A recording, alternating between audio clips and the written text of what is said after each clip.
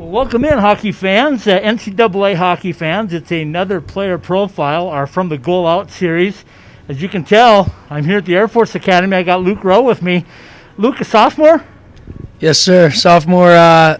Been here for 3 years. I'm a junior up on the hill, but 2 years of hockey, and technically, sophomore.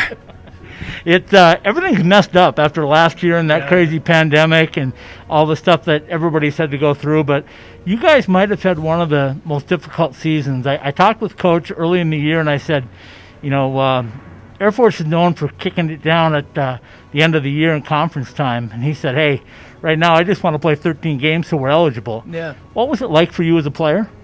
It's tough. I mean, my freshman year with we play the whole season, and then we get to RIT right before the playoffs, and it gets canceled. Or we played the first round of the playoffs, and playoffs got canceled. And then last year, the way it was going with we've quarantined here at school, so kids we didn't know, is someone in my class gonna get COVID? Am I gonna get contact traced? Am I gonna get COVID? So it was just a bit of a messy. Just the situation was kind of a mess. I know being in a service academy, they try to keep things as normal as possible. And I know on the ice rink, it was as abnormal probably as possible. How did you adjust to those two things?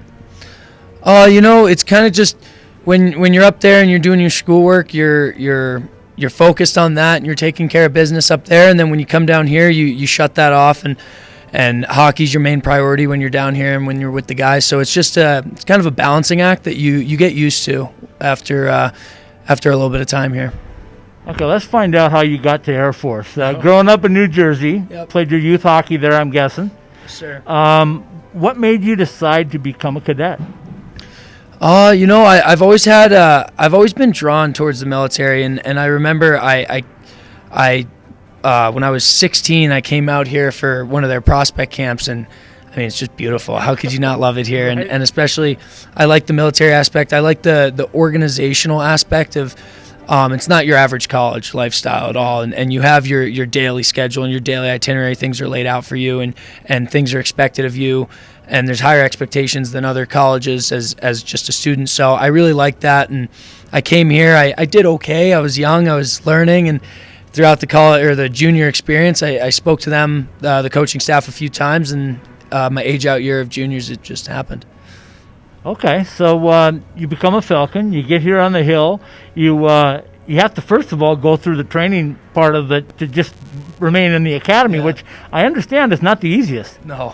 I mean, basic training for us it was like 40 days, so it was definitely tough. It's the guys that come here to play hockey, most of them play juniors for at least 1 or 2 years. So we've been away from home. We kind of know we're used to getting yelled at by coaches. We're mature than some others who are coming in. They're 18 years old. They've never been away from home. So it's tough, but you see the guys up there during basic training. Everyone's going through it together, and you kind of just got to pick yourself up by your bootstraps every morning and handle that day.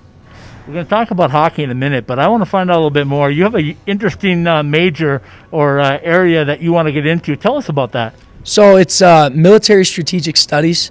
It dabbles in history. It dabbles in international relations, and there's war theory in it. And you learn about the structure of the military and how there's the joint force and everyone works together and how we can accomplish our mission doing what we do. And right now, I'm in a class. I'm doing research on the next move of the United States military. So it's just things like that, learning where our strategies lie, why we've put certain policies in place, and what we're doing in certain areas of the world. Very nice. Okay, so now we get to the ice, right? You started off, you had a exhibition game, which I guess everybody that was there and watched on TV said it wasn't really an exhibition game. It was big-time hockey, just didn't count in the record, right? Yeah. Then you travel, you go to Michigan State, and you come away with a split. And you opened everybody's eyes in college hockey already because they're going like, hey, Air Force, they don't come on until the end of the year. Yeah. But Air Force came to play right off the get-go. We did. What was it like? I think this team we have a lot to prove, and everyone knows that. And like you'll hear our coach say, we are young. It is true, but that doesn't really mean anything to us. That's not an excuse for us.